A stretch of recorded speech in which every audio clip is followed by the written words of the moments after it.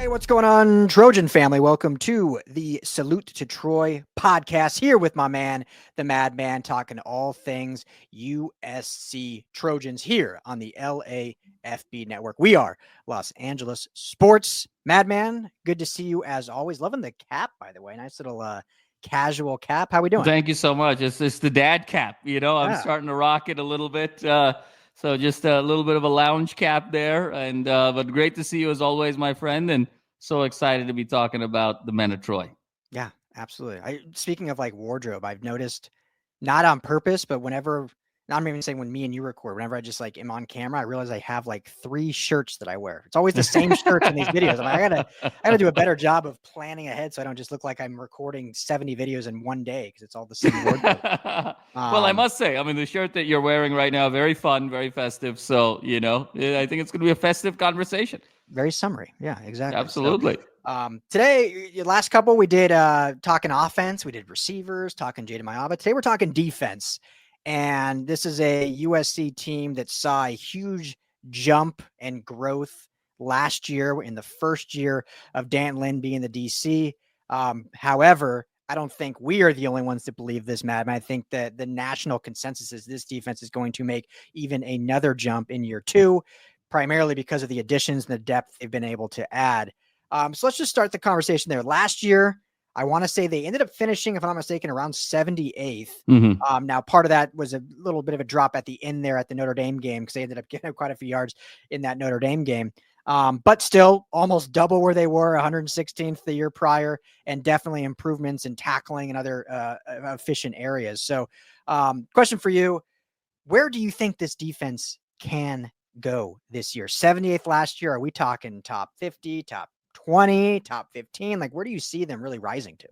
Yeah, Ryan. It's a great question. And I think it's the great wild card here. I really think when you look at all of the various units, both offense and defense, I think when you look at all but one, it's about, hey, there's about roughly the same amount of talent per se that's coming back from years past. And it's all about development. It's all about technique. It's all about scheme. It's all about sort of improving the talent that you have on the roster that's been pretty consistent year over year. When you think about kind of the 2020s, with the one exception being the defensive line. I think the defensive line is the ultimate wild card here.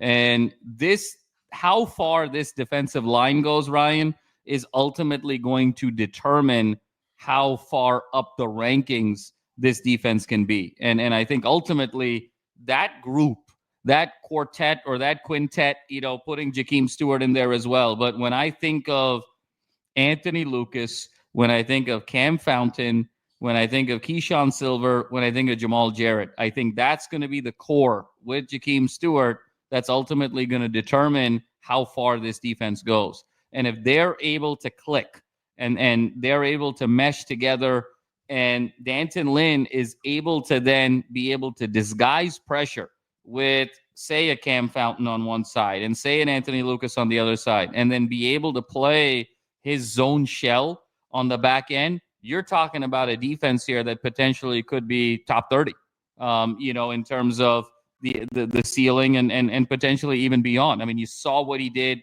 2 years ago at UCLA, where that defense was in the 80s and 90s and went all the way up to top 15 in 1 year with relatively the same amount of talent. So to me, that's ultimately the ceiling here. This team could be a top 30 defense if everything clicks, particularly with that defensive line, because that's not only the biggest unknown, Ryan, but it's also the biggest upside. That is the single greatest needle mover, in my opinion, on the defensive side of the ball, and the single greatest needle mover outside of Jaden Mayava on this entire team. And so we could be having vastly different conversations about win totals at the end of the year, particularly around that unit and specifically around those 4 or 5 guys.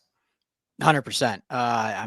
The unit, not only those players you listed, but just the depth. Last year, the biggest issue was the depth. I think they had I still think this is much more talented, but they had decent talent when you look at your starting 4 last year. But then after that, that's where they fell apart. And that's why they lost those games in the fourth quarter and weren't able to hold on. So huge play there. To me, Madman, this is one of those where if they don't finish at least top 50, it's a failure. I think this is absolutely bar none needs to be a top 50 unit for multiple reasons. And one being what you just said, the additions on the defensive line, the depth they have, how they're going to be able to be in these trenches against these Big Ten teams is going to be so much greater than last year. For two, year two in Dantlin's system. It's not a new system now. All the guys returning know it well. You're getting Eric Gentry back from injury, who was playing some of his best ball, one of the top actual linebackers in the Big Ten last year in the 3 games he played before going down with the concussion. So you're getting someone like that back, plus some of the other additions, which I think we'll get to a little bit later. And the number 3, I think the schedule. You just have a lot easier schedule this year. No disrespect to some of the good teams they do play. You got to play Oregon this year. You're playing Notre Dame again. UCLA is going to be much better this year. But you're not playing an LSU team. You're getting a Georgia Southern and a Missouri State team to kick the season off. You're getting Purdue. You're getting Northwestern, and even Michigan State, which is kind of a wild card. We don't really know how good the offense is. So you're just going to play lesser offenses than they played last year. It's kind of similar, Madman, to year 1 of Lincoln Riley versus year 2. Like year 1, remember, they go 11-3, and the defense certainly wasn't good, but they had all the turnovers, and everyone's like, well, yeah, you can win with this, because they didn't play very good offenses. So it kind of hit a lot of those inefficiencies. And then year 2, all of a sudden, they played like 3 of the first 6 quarterbacks taken in the first round of the NFL draft. And that exposed that defense, obviously, to the extremes that we saw in which Alex Grinch ended up getting fired. So to me, this is a bar none top 50 unit. But I'll go as far to say if all things go as they should, I think this should be a top 25 unit. I don't think there's any reason, based on the schedule, based on the additions, based on the scheme, based on the conference, why they can't be a top 25 unit. When you look at kind of where the other defenses in the conference aligned even last year and what Dan Lynn did with UCLA 2 years ago, I think for sure it's a top 25 unit. So it's going to be fascinating to see, but I feel really confident about where this defense can be based on what they've built and based on the staff they have. Yeah, no, and I think, Ryan, you brought up a great point here on 2 things. I mean, one is that continuity piece where, the language, the concepts, how you're sort of communicating plays, the cadence, the checks. Now you're sort of used to it after 1 year. And, that learning curve is just so much flatter than it was last year. So hopefully that's going to get these guys into a much more advanced place than they were this time last year. And then I think, Ryan, I mean, you said it best. It's the schedule as well, which also sort of begs the question how we should be assessing this defense too, right? Where, I think to your point, I think a top 50 unit is very much on the table. It really should be table stakes, and it should be higher than that. But where we really are going to be judging them is going to be at Notre Dame, at Oregon, at Illinois, at Nebraska, in those types of games, because truth be told, the first 2 games of the year, getting Purdue, even getting kind of an Iowa team at home that's offensively challenged, getting a Michigan State team at home that has had questions offensively, playing Northwestern, these are significantly offensively challenged teams in a lot of ways, and we haven't really seen big splash additions to those teams here in the offseason. I mean, guys will always sort of come up from underneath the shadows in those programs, and they get the most out of their talent, and that's why they're very respected programs. But at the same time, these are not teams that should be hanging 30, 35, 38 in the Coliseum. Something has gone drastically wrong if that's the case. So I think you're going to have some very favorable statistics in terms of yards allowed, in terms of points allowed, and things of that nature. So it's going to be fascinating to see how we assess them in those critical games. But the body of work with this schedule, absolutely, Ryan. Something has gone drastically wrong if this team is outside of the top 50, given who they're playing. Yeah, 100%. So when you look at this roster now, Madman, like who would you say is the biggest addition, whether it's on the defensive line, linebacker? You could talk transfer portal, or you could talk incoming freshman if you think that guy's going to make that much of an impact. Who is the one player you're like, this is their biggest addition this offseason? Ryan, it's a two-headed monster for me. I don't know if I can get it down to one guy. It's a really good question, but for me, it's Jarrett and Silver. That the ability to have that interior. This is the great unknown, and this is sort of the fascination on defense. We saw the improvement that Cam Fountain made from the beginning of the year to the end of the year. We're expecting to see a massive jump. I think Cam Fountain is going to be Danton Lynn's 2025 layout to Latu. His queen chess piece that he's going to be able to move around in his scheme to be able to get pressure from various aspects of the field. And that's going to sort of open up +1 situations everywhere else. But if you think about this, Ryan, if you look at Fountain, Jarrett, Silver, and Lucas, 3 career sacks over all of these years, right? So there's a ton of talent there. When you look at the size, some of these guys are anywhere from 6'3" to 6'5". When you look at the weight on the interior, particularly with Silver and Jarrett, you're talking about guys that are going north of 330 here. I mean, this is the right girth. This is sort of the right type of guys to be playing the interior in the Big Ten, in this smash mouth Big Ten. And, you're talking about Jared coming over from Georgia, Silver coming over from the SEC. Lucas was a 5-star at Texas A&M.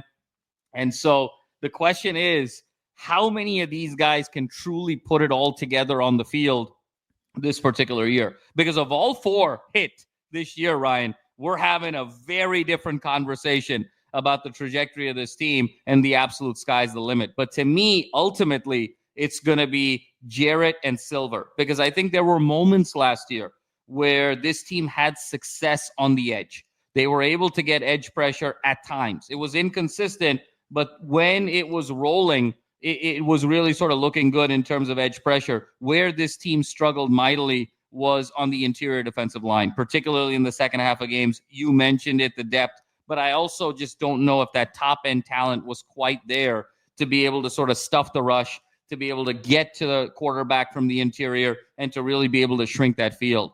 And I think in theory, Jarrett and Silver are going to be able to do that and open up holes and lanes for the Fountains, for the Lucases, for the Stewarts, and for the rest of that depth to be able to thrive. So to me, it's those 2 guys are ultimately the wild cards. They haven't really played a lot.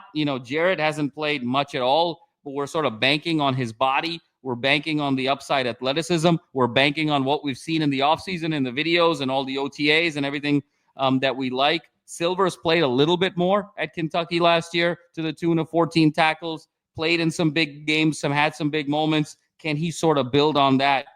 Because I think it's really that 2-headed monster to me. Because if you can get that interior, Ryan, and you can shrink that field, open up the pass rush, now all of a sudden, if you can consistently live 2nd and 7, 3rd and 6, that's a very different style that Danton Lynn then can call and has sort of in terms of secondary blitzes and disguise pressures and all of these things that he can do versus 2nd and 4 and 3rd and 3, and particularly in the second half of these games when the clock is going to be shrinking, possessions are going to be shorter, more of a field position game. It's more of a chess game. Man, that interior defensive line to me is going to be the difference between a team we're talking about is 7 to 8 wins or a team that's potentially 10 or 11 wins. Yeah, I mean, I'll give a different answer, obviously, but that is the correct answer. It's those 2 defensive linemen coming over. Those were the most important additions. And I think, Madman, what makes it what's more exciting, at least to me, is like those 2 guys are obviously slated as the starters and the kind of guys coming in to take over that role, but they're not they don't have to be All-Americans. Like they don't have to all of a sudden go from, hey, here's a guy that had, 14 tackles and all of a sudden he's got to have 40 plus tackles and 20 pressures, whatever, because the guys that were pseudo starters last year, Devin Tompkins, Kobe Pepe, Jade Abasari, they're still on the roster. So you have those rotational, and I know Dan Lynn absolutely loves versatility, loves rotating players to keep them fresh. So while Jarrett and Silver are the marquee guys in the middle, they have tons of players that they are able to move in and out and run in different packages and personnel groupings. And so those guys that got all that lather last year now are going to be able to, be those guys that spell Silver and Jarrett in critical situations to keep them fresh. So I think that defensive line unit, I just can't wait to watch. And you mentioned the young guys coming up. We didn't even see Carlin Jones last year as a freshman, big dude out of Texas. So he might get some run this year as well. So it's gonna be fun. So to be different, I will go, and it's hard to just pick one again, just because I think when you look at some of the guys they lost, so I'll go 2 again. I'll go with the secondary though, and I'll go with RJ Harvey and Bishop Fitzgerald, who are slided in at starters in the secondary. Obviously the Trojans lost every essential starter in the secondary outside of Kamari Ramsey to Carlos Nicholson, obviously kind of a pseudo starter, but they lost everyone else. So you get RJ Harvey, who excuse me, I'm saying RJ Harvey, obviously DJ Harvey is who I mean. DJ Harvey. That's what I figured. Yeah. Yeah. RJ Harvey, I think, was a running back drafted by the Broncos this year, actually. DJ Harvey will, be that shutdown corner on the outside and, has familiarity with Kamari Ramsey. They went to high school together over here at Sierra Canyon in Los Angeles, so comes back home to LA. And then Bishop Fitzgerald, I think, was such an underrated addition. I mean, coming out of, out of South Carolina? Yep. Obviously down there in the South in the SEC country, and super productive career. I think he's a really big hitter. And so combining him with Kamari Ramsey, it could end up being one of the better safety duos in the entire Big Ten. And so I think just everyone that was lost in the secondary. And so automatically your transfer portal guys are going to have to be starters, but I think they actually got some really good guys in Harvey and Fitzgerald. So to be different, I'll go with those two as their biggest key additions. No, I love that, Ryan. I absolutely love that as a compliment. And particularly, I think to your point about Fitzgerald, it's fascinating because I don't know if we saw everything that Kamari Ramsey can bring to the table last year because of, I think, some of the personnel around him and particularly who he was playing off of at safety at times. I think Fitzgerald can sort of unlock Kamari Ramsey in a very unique way. And so I think it's almost Fitzgerald is going to be really good potentially, but I think what he does for Ramsey's game, I think is going to be really significant. Ramsey is such an intelligent player, and I think he's going to really be the captain of that defense, particularly on the back end of being able to read and react to defenses. But I don't think people fully appreciate, I think, the range of Kamari Ramsey and his ability to sort of cover ground and be a hitter. I mean, we sort of think of him as a little bit more of a leaner guy, maybe a little bit more finesse. There's a lot of nasty to his game. And we saw that in pockets. There was some games, he had that big hit at home, and I can't remember, it wasn't Nebraska, but it was Penn State, I think. Penn State. And then he sort of on the road against Maryland, he had some big hits in those games, and so he's sort of an end-to-end safety. Guy is great in terms of pass defense, but he's a hitter too. And I think particularly when you think about D'Anton Lynn and the word versatility, but what versatility means when it comes to disguise, if you can trust Fitzgerald with doing a lot of things in terms of pass coverage and in terms of sort of the physicality, because he was sort of really a helper on a lot of corners that were on an island at South Carolina. South Carolina plays a very aggressive defense on that back end, really want to put their corners on islands. You got to cover a lot of ground as a safety in terms of pass coverage there at South Carolina. It's really feast or famine over there. And if Fitzgerald is able to do that effectively, it's going to open up Ramsey in a very significant way to be more of a hitter. You can slide Ramsey down into the box, disguise, get that extra person in the box to sort of limit the run game, do all kinds of things, bring him off the edge in terms of pressures, and really do all kinds of unique things. So I think Fitzgerald's ability to unlock Ramsey could have tremendous significance, because I think when we think about this USC defense, we think about the versatility that Eric Gentry brings, and rightfully so, because he's such a unique body at linebacker. But I think Ramsey's versatility is very unheralded. And I think with the right players around him in the secondary, he could be unlocked in a very significant way. Look, he's already thought of as sort of a first-round prospect for everything that he's done. But I think there's a level to his game that we haven't yet seen, that if he has the right personnel around him, he'll be unleashed.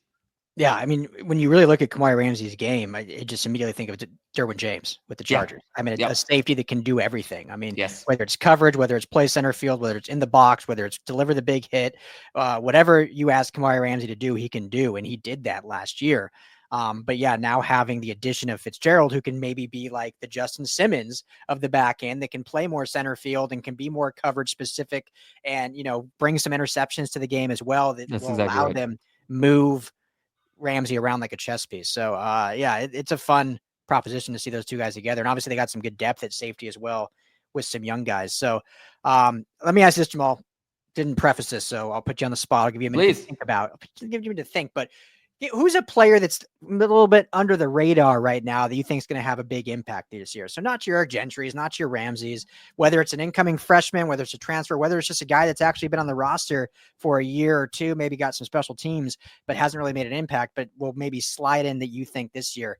Because I think there's some guys we've talked about all the big names, but I think there's definitely some guys that aren't getting a ton of talk that are actually going to get a lot of reps and be all of a sudden in week 3, all of Trojan families will be like, wow, where'd this guy come from? This guy's playing well. Yeah. Who's someone like I that, think so. I think so, Ryan. And I have to go back to defensive line because I just think that's going to be the biggest needle mover for this team. And I think it's the one that's going to create the most attention and the havoc and make the biggest difference in games, particularly early in the season when you're sort of looking at pass rush and the ability to sort of dominate the line of scrimmage. I think in a lot of ways, the secondary, a lot of depth there, but I think it's a lot of interchangeable parts, particularly at corner. So I don't know if for me personally, there's going to be one guy that really elevates over the others. I think it's going to be sort of a collection. Different guys are going to have really good games on different nights. But to me, it's going to be more of the collective. I go back to a guy that you mentioned earlier. I think Abasari.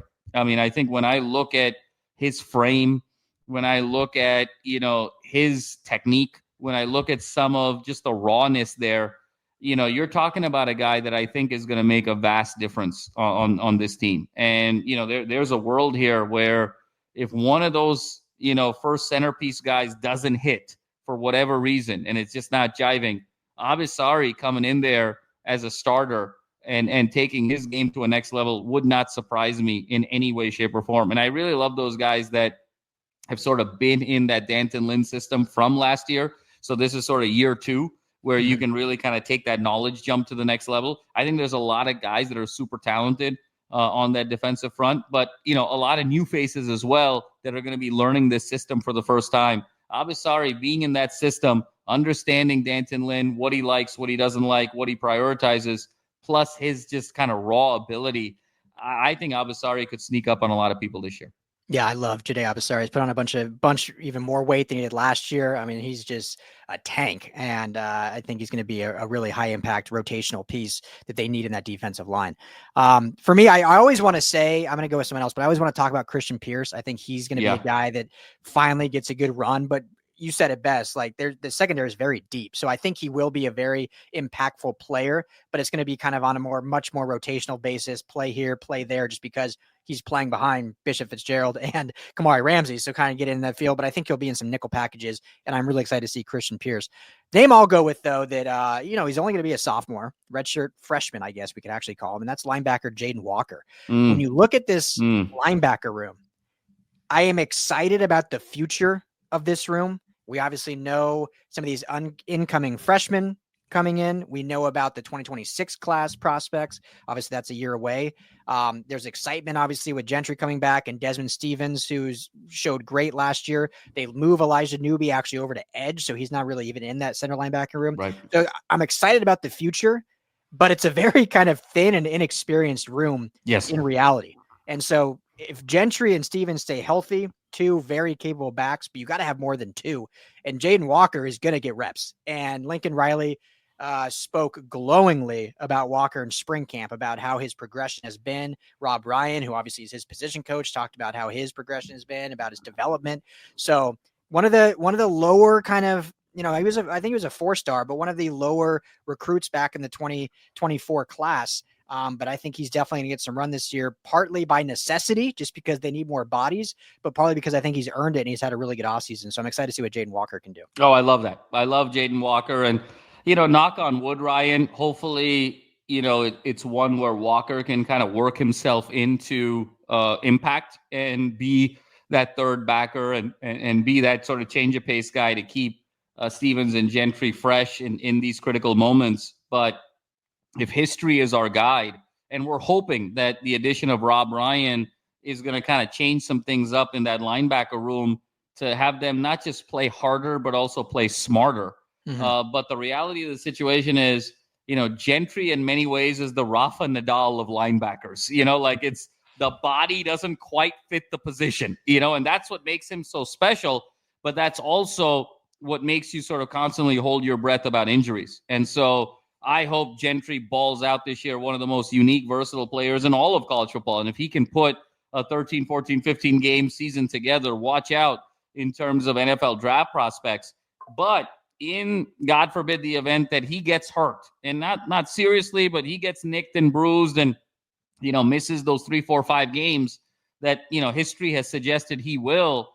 now you really need somebody here at this linebacker position. You've got Stevens, but putting Jaden Walker in there with Stevens, I think is still a very formidable duo. And I think Jaden Walker has the potential to make massive impact. And so I love that, because I think Walker is going to be in a situation where he's probably going to get more run than we realize, because of just how thin that room is, and also how injury prone that position is, and how injury prone those particular players are.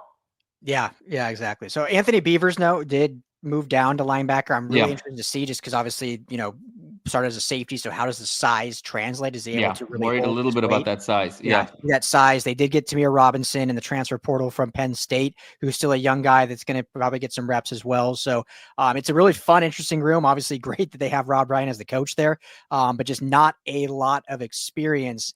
Because even Gentry, who has the most experience, again, it's on like a case-by-case basis because he's missed a lot of time. Right. So it's going to be really fun to kind of see that room come together and see all these guys get different reps. So, but love Jaden Walker. I do love Anthony Beavers and what he can bring, and we'll be interested to see if Tamir Robinson actually does get some valuable reps, or if he's kind of waiting. He was a nice young transfer, so he's got plenty of time to kind of get acclimated. But well, Madman, anything else you want to add on the defense, or do we wrap this up right now? Look, I mean, it's going to be a fun time, and this is a big year, and particularly as you mentioned it, Ryan, the D'Anton Lynn stock. If D'Anton Lynn was a stock, it would be buy, based on what he did 2 years ago, what he did last year, what he did this year, what we're sort of projecting. So I think this is going to be a big year for him. And if all goes well with this defense, it might be bittersweet here, where this might be D'Anton Lynn's last year at USC if all goes well. If all doesn't go well, then maybe he's back another year. But just given how he's respected, across this sport, both at the college as well as at the NFL level, a little bit bittersweet, where if this defense reaches its ceiling, I have a hard time believing some college program or some NFL team isn't going to call for his services, either as an NFL DC, as a college head coach, or perhaps even as an NFL head coach, just given how high his stock is and how he's respected. Yeah, absolutely. And obviously very well known in NFL circles, being the son of Anthony Lynn, who's coached forever in the NFL. So, so just enjoy it, Trojan family. Just enjoy it. We'll see how long we get it. But anyway, thank you as always, Madman. Great stuff as always. Thank you as always, Trojan family, for hanging out with us. Make sure, if you have not already, hit that like and subscribe. This is the USC LAFB YouTube channel. And obviously check out all of our USC and all of our LA sports coverage over at LAFBnetwork.com. For the Madman, I'm Ryan Dyrd. Everyone have a great rest of your day. And as always, fight on.